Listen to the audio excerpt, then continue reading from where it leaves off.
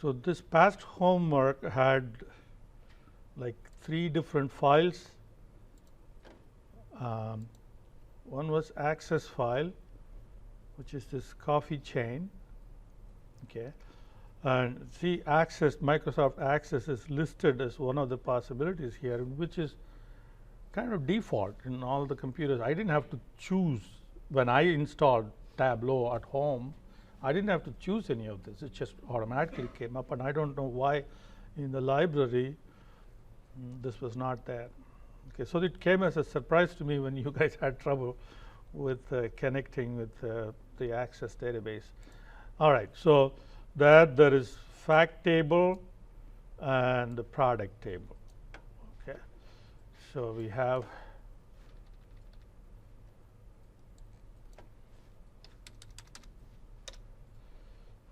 (4,248) records. All right. So now, okay, you may not have realized this from what I discussed previously. There is a difference between this add and then adding a new data source. Okay, so if you use this link, add the coffee location, then these connections will be listed side by side. You will be able to access either of them.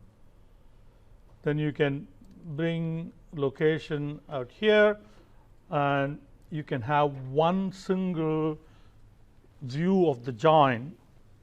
Okay, so everything is now joined. On the other hand, okay, so if you used that way of adding data, new data source, and go to Excel and coffee location, then you see that you cannot view the Access database tables and this new Excel tables at the same time. So there is no way of joining these tables together. You have to use blending. So unless you want to use blending, okay, you should not use the new data connection. Okay, if you want to use join, then you have to use that. Okay, so I'm going to go back and use this add.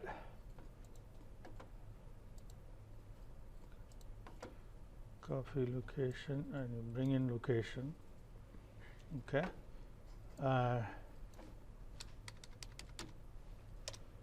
so we have 4248 records, right? So now we have one more table to bring in, and that's the target. So our idea of analysis here is that's 2011 target. So this is a sales target for 2011. Okay, and here we have sales for 2010 and 2011. Okay, so now our idea here is to compare the actual sales against target. So that's what you're trying to do, right? So one way of doing this is, of course, bring in the target like in the same join view. You could do that. Okay, so bring in the target. All right, so now target goes in here. So now you end up with 16,000 records. And why is that? So this is a inner join, right? So let's look at the target and how it is set up. So we have market, right, product type, and then we have target for each of the 4 quarters. Okay, so you have to look at how the data is set up so that we can understand why there are differences in the number of records, and is this going to be all right. So how is the join actually happening here? If you go and click that, and you see it's joining by product type. So Okay, let's go back here and look at the target.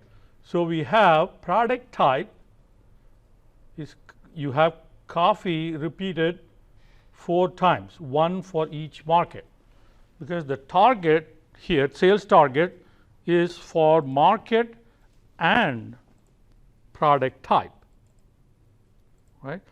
So when you do a join with the fact table and product, so whenever you have a product type that's coffee of a particular, like let's look at coffee chain, right?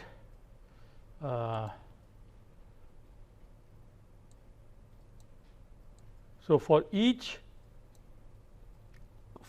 record, and if that record is the actual product sold is coffee, it's going to connect with the 4 records in the target. So for each transaction, okay, you will end up with 1 times 4 transactions in the join. So that's the reason why if you multiply what we had before by 4, you will get that. Okay, so well, we can still, if you understand that, then we can still go ahead and prepare the first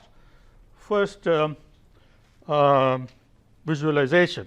So you should know that each time you have a product type, you end up with 4 records of the target. So you have to maybe average them, and you will get the actual target instead of summing them. If you sum them, then you will get 4 times the target, 4 times the actual target, right? And another problem doing it this way is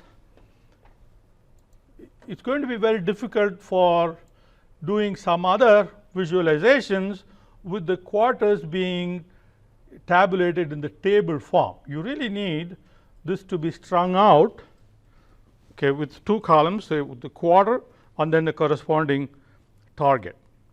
Okay, so like pivot, you need to pivot these 4 columns, and if you did that, this is going to even shoot up some more times 4, because each record now will end up with 4 records, Q1, Q2, Q3, and Q4.